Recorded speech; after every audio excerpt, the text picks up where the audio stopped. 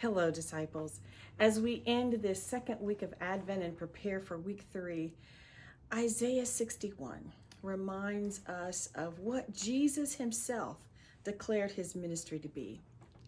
In Luke 4 in the New Testament, we're reminded that Jesus stands in the pulpit of his congregation, taking out the scrolls to read from Isaiah 61. And he reads that the Spirit of the Lord is upon me, because the Lord has anointed me. The Lord has sent me to bring good news to the oppressed, to bind up the brokenhearted, to proclaim liberty to the captive and release to the prisoners, to proclaim the year of the Lord's favor. In this Advent season, this season of waiting, we are also in the midst of great disruption. Jesus' birth was disruption, and his earthly ministry was a disruption to many of his contemporaries. They were waiting for a kingly, monarchical deliverer, and instead they met this carpenter who claimed a radical calling, a bold calling, to minister to the oppressed, the brokenhearted, the captives, the prisoners, those who mourn, the poor.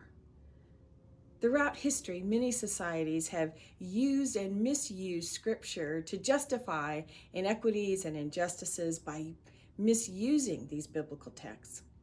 Here, however, when Jesus reads from Isaiah 61, he aligns himself with the gospel of liberation.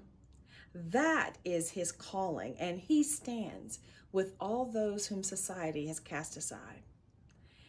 If we are to imagine a new church, a new world, a new church to shape that new world, we must look for the opportunity at every turn to stand for liberation. Jesus named his calling, and as his followers, disciples of Christ, we must find ourselves to be where Jesus would be. By dismantling systemic injustice and supremacies of all sorts. To make a change, we must be vigilant and look again for opportunities for liberation wherever we are. Jesus stood up and named his calling. And as his followers, we must stand with him, living into the ministry that he claimed for himself. May we follow Jesus as he stands, where he stands, with the oppressed, the poor, the captive, and the brokenhearted. May we always look for the places to shine the light of liberation.